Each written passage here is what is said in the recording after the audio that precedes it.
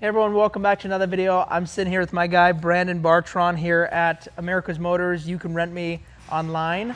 And we're here to talk about exotics. I'd say one of the big things that people see when they see your page or your Turo, they see the exotics, they see all the flashy cars, and it's super cool, and I'm sure people have questions. My first question being, when did you get into exotics after starting the business? Yeah, so you're right, they're definitely great marketing. Yeah. But there's pros and cons to it, so this will be a good opportunity to kind of go over that stuff and chat about it. So I first got into it because when I started the Turo business, I had another business doing full time, and I just thought this was a great business idea and a great excuse to buy nice cars. Yeah. Which, you know, wrong way to look at it, but I'm just being real with you. And so I bought a couple, and this was at a time, we're in the Phoenix market, and it's not like LA or Miami where there's tons of money being thrown around all the time. I mean, we've got Scottsdale and some nice areas, but for the most part, you got to look at your market. You know, if you're in a little farm town in Iowa, like buying a Huracan is probably not a good idea. Yeah. But if you got a metro city with, you know, a decent amount of traffic coming in, then an exotic might be right for you. But I started with, let's see, my first exotic was actually this Dawn right here. I think Really? This was your first one. exotic? Yeah. And so after starting the business, how long after did you buy this? So I started with $20,000 to $30,000 BMW and Mercedes, thinking that, oh, it's still got the $100,000 feel to it. Yeah. But I quickly realized that those nickel and dime you to death, and that's why they're 20 grand versus the 100 grand that they were originally. Yeah. And so I got this, and then I also got one more. It was a Maserati Gran Turismo MC, black one, really nice with the new infotainment system. So those are the two that I started out. Oh, and then the Lotus Evora that we talked about a little while ago. Yeah. So I got those three as my first three. I think I bought them all in one shot too, actually. Wow. Yeah. And do you remember, so you had 20 cars and then this was like 21, 22, 23 around then? No, it was more like 10 cars and this was 11, 12, 13. Oh, wow. Yeah. That was, so it's really early on. Yeah. And so when you got these, obviously somewhat like the numbers because you have, how many exotics now? We probably have about 20 that could be considered exotics. That's crazy. And so you have 2 Huracans. Yep. You have, how many 488s? One? One 488. It's yellow. It's the only Ferrari we've got. Yeah. The yellow convertible. Yep. You have, how many Rolls Royces? We've got 2 Rolls Royces, Okay. a Dawn and a Wraith. Okay. We've got 2 Bentleys. Okay. GTC and a Mulsanne. Okay. We've got 3 Maseratis. We've got a Plaid. We'll kind of call that semi-exotic. I don't know. It was at the time when I got it and overpaid for it. That's the exotic of now Tesla. maybe not so much. Yeah. And then a couple others that would be like semi-exotic, just Like super high-end. I'd say like G-Wagons are kind of up there. G63s Yeah. and stuff like that. Yeah. So what have you seen on, so out of all the cars you have, what was the most expensive one that you bought? The 488 Ferrari. The 488? Yeah. And what'd you buy that one for? We paid $350 for that. $350? Yeah. Okay. And a really slow start to it. It was a gamble. Like, I think anybody who's watching this that wants to get an exotic car, you need to be careful. You're gambling. Yeah. You know, and you can gamble with some education, but you know, at the time nobody had a 488 Ferrari here. So it was the first one in Phoenix? Yeah, it was Wow. like, let's see what it does. You know, because at the time I had a Huracan, it was crushing it. The green one? The green one. Lime It green? made like 150 grand in 1 year. Whoa. I mean, it was crushing it. That's insane. And I think it was like 120 actually. Okay. And they talked about it at the Powerhouse Summit in Scottsdale. It was the highest grossing car in Arizona. That's crazy. And so I'm like, okay, well, what's a comparable in Ferrari? A 488. Okay, so cool, let's get a 488. And it was slow. It sat here for quite a while, and I'm like, You get oh nervous? my gosh. Oh yeah, you get nervous. Like, dude, you're tying up a lot of money there. Yeah. For a big return, and it just wasn't coming. It's since started to really perform. That's good. And it's been really reliable. But yeah, exotics are something that if you're going to hop into, take the time to like really sit down and do the numbers, just kind of get an idea of what's going on in LA and Miami with those cars. And look, are there any in your market right now? Do you think your market could really justify having one? Like, is there really that much going on? Yeah. So those are things to keep in mind. Yeah, and that's a good point, because people are going to rent certain cars in certain markets, but they're just not in others. Yeah. Like, you definitely have to do research in the beginning, but that's for everything. Whether you're getting an exotic or just any car, I mean, there's so many things you have to look at. I mean, don't get analysis paralysis, but look at all the numbers, look at your market, and figure out what you need to get. Who's my customer? What's my plan? Just answer those two questions when you get a car. Yeah. Who's my customer? What's my plan? And maybe if you add a third one, what's my competition? You know, so that way you get a good idea of the space. So those are good 3 questions to kind of check the list of, okay, this is a great car for me. Yeah. And so out of the 20 exotics that you have, which one would you say is your favorite as far as performance versus cost? The green Huracan. The green Huracan? Yeah, it does good. What's that at for this year right now? So this will tie into a great lesson. The thing hasn't seen a customer in over 3 months now. Wow. It's getting fixed right now. So, you know, when I get on a video and I go, you can make $30,000 a month with a Huracan, true. You can also lose for 3 months without getting any customers and still not have to pay bills on it. It's still depreciating. So you got to look at the pros and the cons of everything. You got to go, what's my earning potential with this car? And then what's the possibilities if it doesn't rent out, if I have to lower it, if I have to, you know, deal with an accident, if I have to service it. Like, where am I going to service it? How long is it going to take? Like, I can't take the Huracan to Jiffy Lube. You know, it's just not a good idea, and they'll probably look at you like you're crazy. They probably don't have the filter for it. Yeah. Right? It's just it's a different game that you want to get into. The problem is people want to get into the game because they go, well, I want to drive that car. Their dream car. I want to drive this car, so I'm going to get that for Turo. Yeah. And then they start to come up with justifications for why that car is good because they want to buy it. Always. So they're not thinking logically, right? They're not thinking with numbers. Yeah. So what's happening to your Huracan right now? What are they doing to it? If we knew, it wouldn't take 3 months. Oh, they don't know what's wrong with it? So it's got a sputter to it. We've replaced the coil packs and the spark plugs. That's not doing it. It had a coolant leak that kind of dripped down the engine and caused a bunch of problems. So. Oh my gosh. For the most part, though, that car's been extremely reliable. We've got 2 Huracans now. You can beat those cars up. Yeah. And they're not going to give you too much hassle. So. Yeah. And there's probably a couple things that people would be worried about when getting into exotics. One would be depreciation. What are your thoughts on that with what you have? So know your depreciational curve when you get into a car. For some of them, they're harder to figure out than others, but the Huracan had a predecessor, right? The Gallardo. So you can look at the Gallardo and go, okay, well, what did it do? Well, it went like this, and then the curve went like this at this point. Chances are that's going to follow the same schedule, right? Production numbers are the same. You know, it's basically the same car, just updated a little bit. So it's probably going to follow the same depreciational curve. Well, I bought that car for, I don't have it in front of me, but I think it was like 225 grand, right? It's probably made me 225 grand already before expenses. Yeah. And it's probably worth $180 to $200 right now. Wow. So exotics give you an opportunity to use depreciation in your favor, because some of them, they'll get to a certain point and they're bottoming out already. You know, for a Fiat, the bottom out is the graveyard. That's where it goes. Yeah. Right? But you're only going to see a Huracan in a graveyard if it's completely totaled and it can't be repaired. Yeah. Right? Otherwise, that thing will be a classic for probably hundreds, if not 1,000 years from now. Yeah. So there'll always be value to it. So they follow different depreciational curves than a traditional economy car. Interesting. So when you're looking at buying an exotic, what are you looking for primarily? What do people want over here?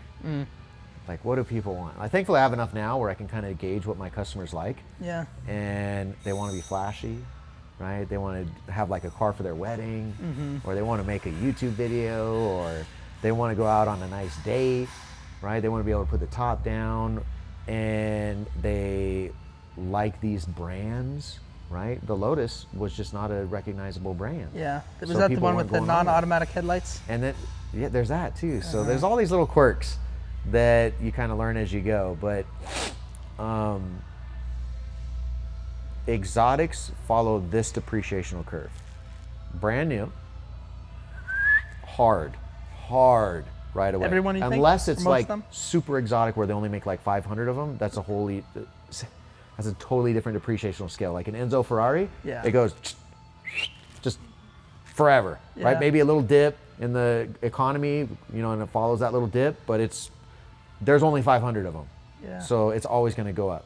But production model Ferrari, hard depreciation over the first couple of years. Don't touch a brand new Ferrari for Turo. Don't touch a 1, 2, 3-year-old Ferrari for Turo. Let that thing go all the way down to here to where it starts the curve. Typically, how many years would you It's say? again, follow what the predecessor model did. Of course. But I would say typically about 4 or 5 years old. Okay. Right? Okay. Like these Huracans, they're 18s. Yeah. Right? So it's 5 years. So you could say the first one I got was, they're always a model year further, so it was 4 years old when I bought it. So it had gone from, $350 to where it is now, and I bought it in a hot market, right? Yeah. So That's hard because you can't predict that. Sometimes when you're in a hot market, you just think yeah. you're going up, but you just can't predict that kind of stuff. What are some of the tough things you've had to deal with owning exotics? So you can't get them serviced just anywhere, right? Plus, if you go into a place and you bring in a Rolls Royce, like the dealer is like, okay, we're charging this dude, Yeah. And one, because he can afford the car, because they look at me as a consumer even though they don't understand I'm running for a business, and they also know that there's only so many people that are going to be able to work on these, and so they kind of got you, Yeah. right? Now, granted, this is basically a BMW with earrings. You don't want to take it to Jiffy Lube to get, you don't want people touching these things that aren't qualified to touch them. So you're going to have to deal with finding good relationships outside of the dealer Yeah. to get things done correctly and efficiently at a lower cost. Smart. And that's hard to do, especially in a market like this where there's just not as many exotics as you would find in LA or Miami. Yeah. Yeah. LA or Miami, there's like an exotic car fix-a-place probably all over the place because they're everywhere. Yeah. But we're here, in an there's not that many. interesting- Yeah. Yeah, we're in a weird market for sure. I mean, you Yeah. have $1 million neighborhoods right next to $400,000, $500,000. I mean, Yeah. it's just like so diverse and Yeah. it changes so quickly. So we're in a weird market. I mean, what would like an oil change on this Rolls Royce cost? What do you think? Well, we can do oil changes ourselves. Oh, So okay. it's no different than an oil change in another car, Yeah. right? Because this one, it's documented, it's very easy to do. Yeah. But everything on these cars is more expensive just because of the name Rolls Royce. So you're going to have to understand that, it's not a typical go through Jiffy Lube and change my windshield wipers every once in a while. It's going to be more expensive. Yeah. Right? This car is probably twice the weight of some cars, so it's going to go through more tires. Right? It's a BMW engine, so it loves oil. Right? I mean, there's every time we sit down and talk, we always take a question and it's like, dude, we could sit here and talk for a day on that question because there's no such thing as a simple answer. Like, if you really want to up your Turo game, like, realize that every question that you're answering, you can't answer with a sentence. Like, you got to think about this, and that. How So that many affects this, how variables. this affects that. And so ultimately, it takes a mind that can spin some wheels to really make correct decisions. All the while knowing that there's exotics in this building right now that I would never in a million years recommend to anybody. Like what? Like the Bentley GTC that we've got. Why? So it's a $150,000 car. Okay. You get maybe a couple $100, but they're ticking time bombs. They depreciate super hard to where like that one will go to the graveyard. Like this one won't because it's convertible 2-door, like it'll always be a classic. This thing will always hold its value very, very well. That's why it's worth the same amount it is when I bought it. That's crazy. But if you get a 4-door sedan, like there's no such thing as a 4-door sedan that's going to hold its value long term. Those go to the graveyard. Even those that have carried presidents, right? They're just not worth anything. Like nobody wants a old sedan from the 60s. Like you don't see those going at Barrett very often. Like that's not what people are looking for. That's not what holds its value. So this is a whole nother thing that like is a master course in Turo, is understanding depreciational curves. because who pays the bill for the depreciation while we own the car? Nobody. We do. Well, at the end we do. Yeah, we but do. not. You don't see it in the midst. Yeah. You don't see when you're doing it. You're like, oh, dude, I'm cash flowing. It's in the closet. Yeah. Yeah, it's, yeah. No, it's in the closet. I'll deal with that later. Yeah. Or people don't even know that they have to deal with it, and then once the check comes to the table, Yeah. it can hurt really bad. Yeah. It can hurt really bad. So, are there what other cars would you say you wouldn't have bought, or maybe you had in the past that you wouldn't have bought? I mean, this Aston Martin DB11 behind me, probably not. Okay. Probably wouldn't have bought that. I'm not seeing as much a return. But then again, I'm okay with some of these exotics being here and not making a ton of money because they help me with exposure. Yeah. You know, they're good for marketing, right? They're good for, I want people to talk about my brand. And I don't think anybody goes home and be like, dude, you should have seen this Fiat that I got from America's Motors. It was badass. Like, you need to go rent a car from America's Motors. No, Yeah. They're talking about this car. They're talking about that car. They're talking about the Huracans. Yeah. So there's behind the scenes marketing value for eyeballs. Eyeballs Yeah. are worth money for your business, right? People talking about your business, that's worth money. We've had a lot of people that probably would have never heard of us if we had not had any exotics and end up renting from us. So that's yet another variable, Yeah. right, that you can look at that people, again, are just, what am I making? What is it costing us? Yeah, the cars like this definitely puts you in a unique position in the marketplace that Fiat 500s just don't. I mean, they Yeah. just don't. Yeah. And what we talked about on a video we did before was relationships. Mm-hmm. Okay. What kind of people do you think drive these cars? High level. People that have a lot of money, some of which have a lot of money because they've done some pretty cool stuff, right? Well, now you give yourself the ability to be in proximity of those people because they're getting cars from you, Yeah. right? So I won't get into names, but I've had a lot of people that are in my phone right now, in my Rolodex. I have their number. They call me personally when they're coming into town, and we have a relationship now. And these are people that I can call. They can give me advice, right? They'll make business connections for me. So this is a positive of exotics, right? And I don't want this conversation to be me trying to sell people to get exotics, Yeah. because it is a use with extreme caution, right? Buy with extreme caution. But that is a perk Yeah. of having these cars. I mean, if we didn't have any exotics, I wouldn't be anywhere near the map. Yeah. You know, we're not talking about on the map. I probably wouldn't be near the map. Like, Yeah.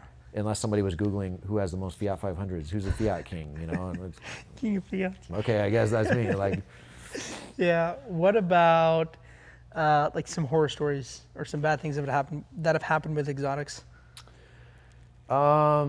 they have accidents, you know, they have fender benders just like the rest of them. Like, you get a little fender bender in your Fiat 500 and it's like, it's a $20 a day car. That dent's staying there. But you can't, I mean, I can't send this out on a trip with a dent in it. You know, Yeah. people are paying for a quality product, and so we got to give them a quality product. So they're maintenance heavy, right? We've gotten bad reviews because of taking this to 24th Street parking lot instead of in the terminal because they had to catch the trolley. So, which, okay, then we keep our exotics now in you know, a certain place, so it's easier for them to get to. So you've got all of those things that you're going to have to go through that are going to be different than renting a traditional car. Yeah. It's going to be more labor intensive. Yeah. This thing doesn't go through the car wash, Oh, you right? hand A wash lot it. of us are a little lazy, right? We'll go through the car wash and then just kind of brush it down. No, this is hand wash off of every trip. Hand wash. It's crazy. Right? This All thing your has- exotics? Well, yeah, hand wash, all of them. We Wow. don't take you don't take an exotic through a car wash. You don't go through Clean Freak with these? No. No. I'll introduce them to Clean Freak. So negatives, you know, that's a negative. Yeah. Yeah. So what about any like major accidents or incidences? No, Nothing? no. For the most part, you get a better quality renter. Yeah, yeah. You know, they've got the money. You know, they're enjoying a car. They respect it because they know it's an expensive car. Yeah. So we get for the most part, very respectful guests. We've never had any major accidents in an exotic. That's good. That's nice. So I know this is a little off topic of exotics, but you definitely express your hatred for C8s. Let's hear about it. From which standpoint? From a Turo standpoint, or just a design standpoint, or what? Because I have a lot of hate for that car. So. I would say Turo, but it goes into some of the other things. Yeah, so we're talking about depreciation right now. Yeah. Let's just say this car right here, which is a $300,000, $250,000 car, it's depreciated 20 grand in 2 years. Wow. So let's go buy a brand new C8 Corvette for 110,000. What's that going to be worth in 2 years? 70. So that's $40,000 in depreciation. Wow. It depreciated twice as much as this. That's crazy. So from a depreciation standpoint, it's going to throw away all the profit you think you're making on that car, right? Don't mistake cash flow for profit, right? Just because your payment's $1,000 and you're making $2,000 doesn't mean you're actually making $2,000, because we did the math together before we did this video. A C8 is probably depreciating in the 5 figures or 4 figures per month, $1,000 per month. That's how fast they're depreciating.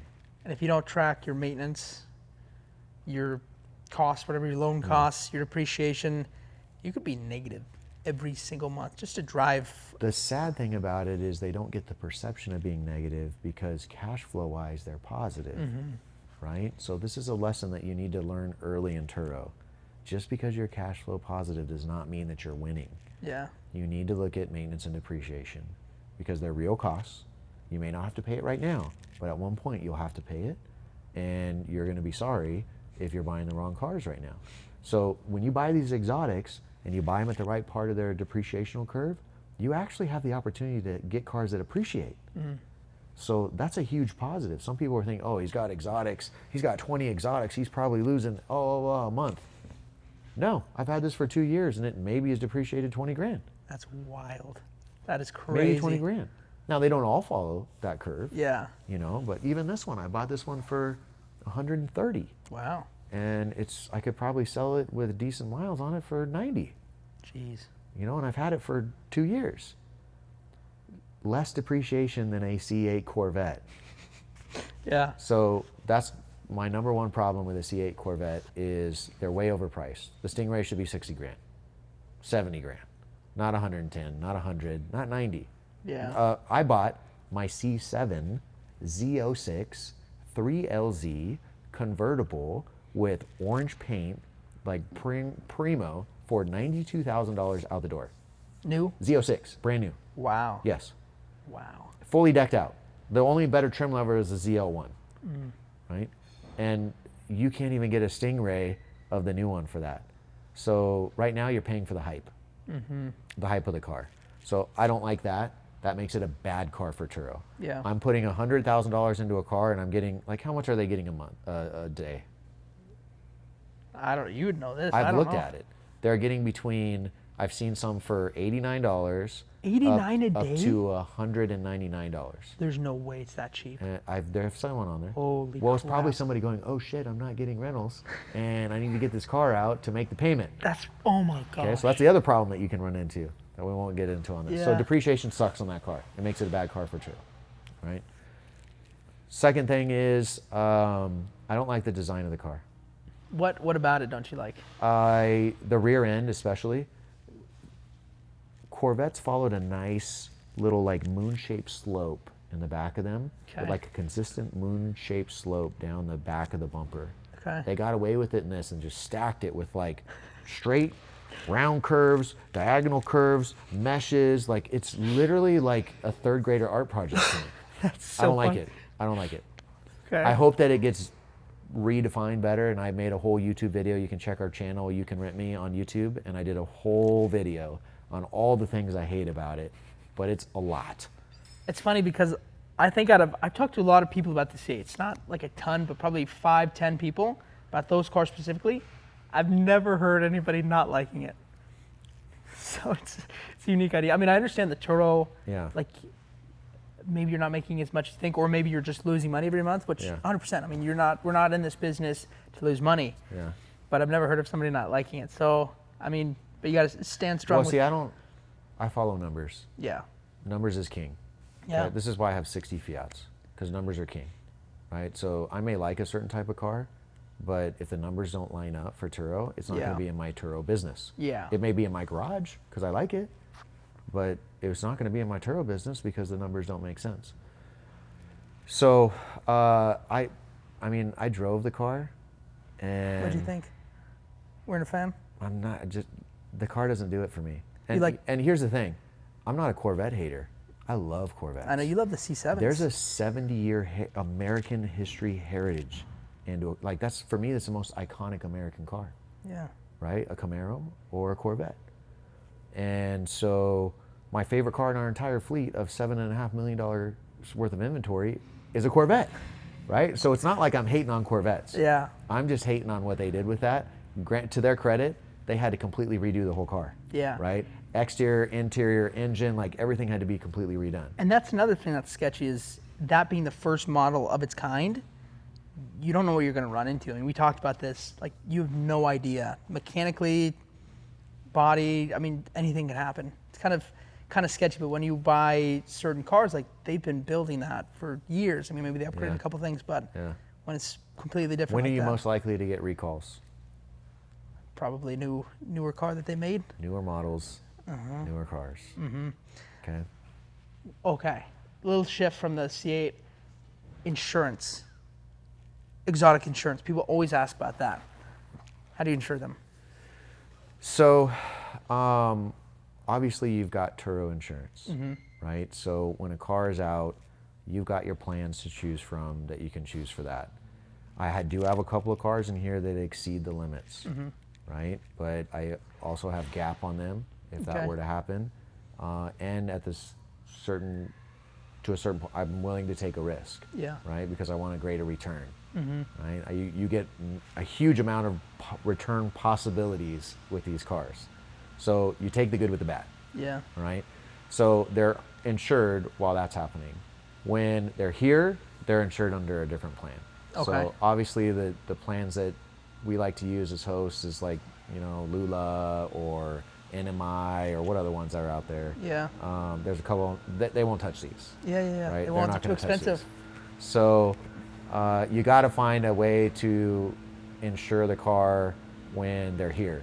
So for those, I have a personal insurance policy Okay. for those. And that makes sense because when you're driving it, it's essentially just you. I mean, it's personal. It makes sense going to personal policy. And then if they get in an accident, Turo, it's going to take care of it. And then you have the gap just in case. That makes sense. I think that's everybody's trouble. Like when they get exotic. Well, the reason they're having that trouble is because it doesn't exist. And if you do find it exists, it's so absorbently expensive that any potential you do have to make profit is going to be gone. Yeah. So, a risk I take though is like maybe I'm not here one day and they need to take an exotic to go get gas or something, then there could be some gray area there if they get into an accident, Yeah. So everybody's looking for like a bulletproof, I'm gonna be covered. And guys, our industry is new. Like people are trying to catch up with how we're building businesses with Turo and how to mitigate risk and to charge, the right amount for that. And we just got to roll with what we've got. Yeah, absolutely. So I'm sure you're gonna have people on this video comment some negative shit, and it is what it is, but that's what I do. Yeah. If there's something better out there, eventually I'll find it and I'll switch. Yeah. But right now that's what I've got. Yeah. So what would you say is advice for people wanting to get into exotic rentals? Maybe they already have a fleet, or maybe they just want to start with exotics. Maybe they're in Miami or LA where it's a good place to maybe begin with. I don't know. Obviously, I'm not in those markets, but what's advice for them getting started? Research. Do a lot of research. You're making a big commitment in a very expensive vehicle. Yeah. Right? So do research on the things that we've talked about: depreciation, maintenance. Where can I maintenance it? How is that going to work?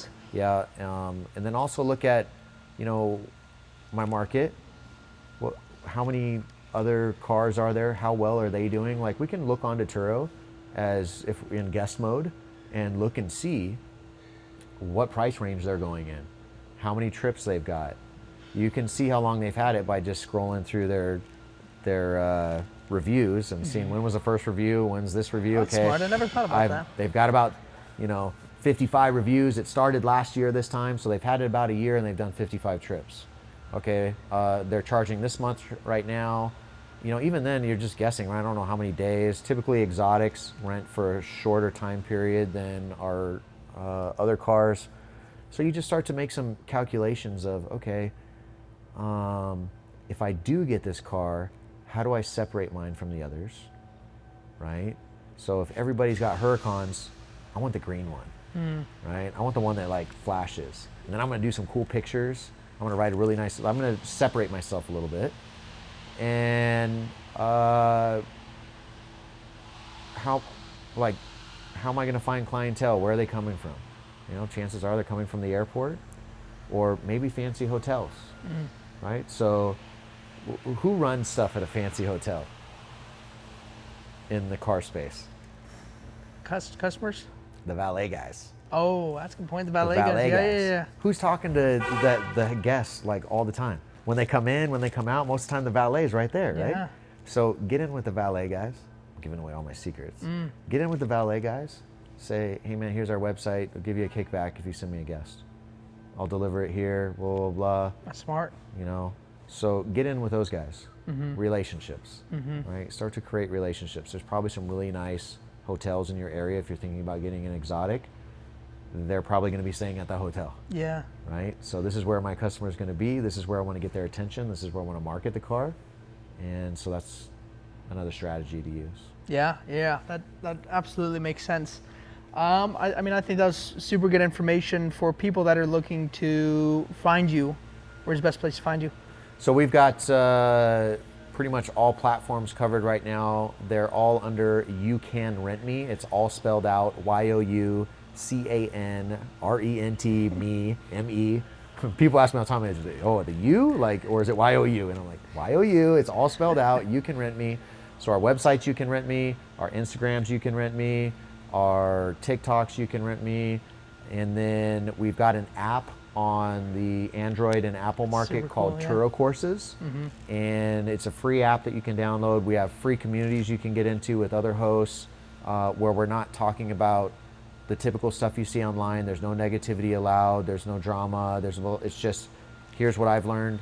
Anybody need, like, just asking for help, things like that. And then we do a free call every single Monday at noon Mountain Standard Time on Zoom. The link is on the app if you download it. And we also have a course within the app if you wanted to learn how to do everything Turo from A to Z, no stone left unturned. It's all in there between, you know, videos of us, because we've done a lot of great stuff, or going to auctions and here in our warehouse, all the operations. It's just a no curtain, just everything's pulled back. Yeah. Here's what it looks like. And you go over exotics in that?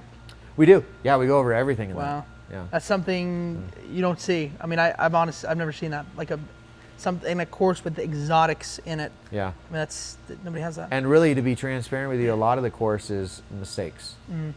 It's not like, you may see a lot of exotics in here, and it's not a bragging about having exotics. It's a like, no, here's the stove, right? If you want to stay away from the stove and not touch it, this is what you got to do. So a lot of the course is mistakes that I've made. I still make mistakes. There's mistake cars in here right now. There's mistakes all over. Like, we've got to be really conscious about finding all these things, and that's why me and you sit down and we collab together and we do these videos. It's why I've got a course.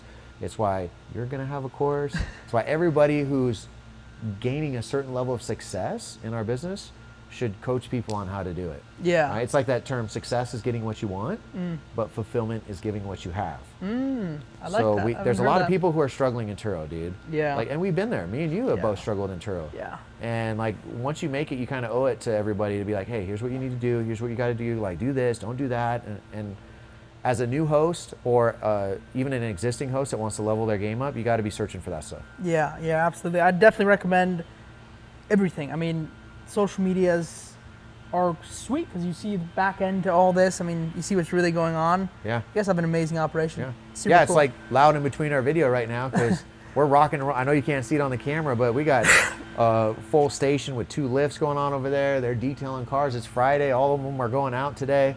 So it's just a busy operation. Like me and you, what's great about us is we're taking the time to do this, but really we run our own Turo business. Like, that's Yeah. our life, man. And we're in it. We're doing it. We're actually doing it. So us and a few others that I've seen online that are actually doing it are the ones that you want to learn stuff from. Like we didn't learn this in a book. We learned this by touching that stove like I talked about. So that's where you need to go for advice. Yeah. Absolutely. Well, appreciate you letting us come in and love having you talk here. with you. And appreciate everybody watching and hope to see you in the next video.